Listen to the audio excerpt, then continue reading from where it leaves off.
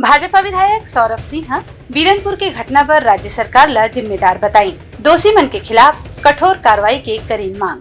कानून की व्यवस्था और छत्तीसगढ़ के प्रत्येक नागरिक को संरक्षण देना और उसको सुरक्षित रखने की जिम्मेदारी सरकार की है। पहले कमरधा में भगवा ध्वज का अपमान होता है,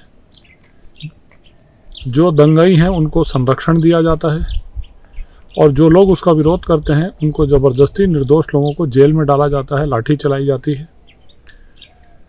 उसके बाद नारायणपुर में और जगदलपुर में वहाँ के जो कलेक्टर हैं और एसपी हैं, उन लोग धर्मांतरण के खिलाफ जब बात रखते हैं तो उस पर कोई कार्रवाई नहीं होती, सरकार कोई बात नहीं सुनती, तुष्टीकरण करती है। नतीजा ये होता है कि वहाँ की स्थिति बिगड़ती है, लोग रोड पर आते हैं और आज बस्तर जल रहा है।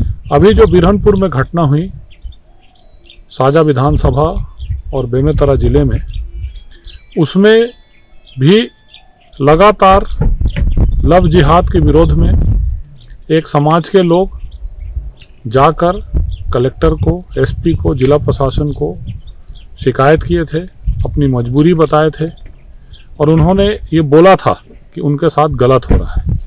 इसके बाद भी प्रशासन ने कोई संज्ञान नहीं लिया।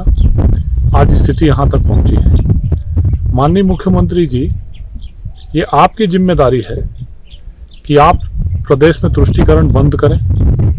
आपके जो कद्दावर मंत्री हैं, जिनके क्षेत्र में ऐसी घटनाएं हो रही हैं, उनके संरक्षण में उनके जो गुंडे और लठैत उन जगहों पर ज़बरदस्ती दादागिरी कर रहे हैं, उसका ये परिणाम है कि आज छत्तीसगढ़ जल रहा है और इसके लिए जिम्मेदार आप और कांग्रेस पार्टी।